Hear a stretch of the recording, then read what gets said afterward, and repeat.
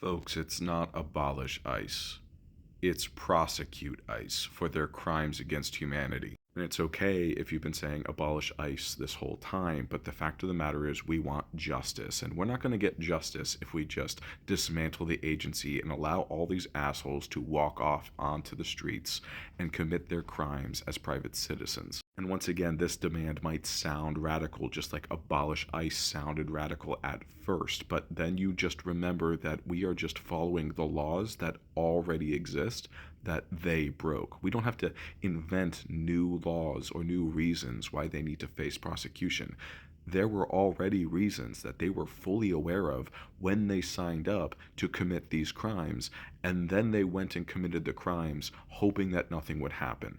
The only way we ever maintain justice in our streets is if we make sure that each and every single one of these ICE agents who have broken the law are prosecuted to the fullest extent of it. And yes, their crimes are so incredibly widespread that just by being an ICE agent, you should be under investigation for crimes that you have committed against the American people. Because remember, it's not just the murders. Now, there's plenty of ICE agents who are murderers, we know that for a fact, that are still walking around free and are using their capacity as ICE agents to continue to commit violence.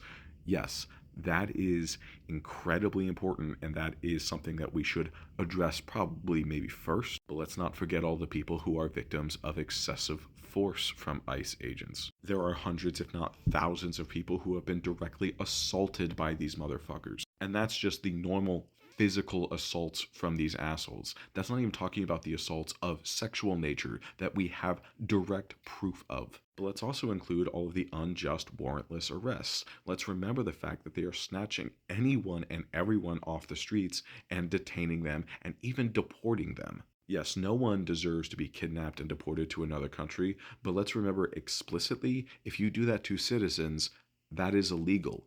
And they've done that to many citizens. Let's remember all of the failures to guarantee due processing rights. And let's remember all of the people who have been getting held in detention facilities in inhumane, unhygienic conditions, who have been getting starved through lack of food and dehydrated through lack of water. And finally, and I should say finally as in the last thing that I could think of on this list, not actually the final thing that they are probably guilty of, but finally, let's remember all of the agents who watched all of their other agents do these things, commit these crimes, and said nothing, who are complicit, who aided and abetted all of these crimes. So, taking all of these crimes all together, what do you think the odds are that there is a single ICE agent who is not a criminal? I'm willing to bet it's pretty fucking low.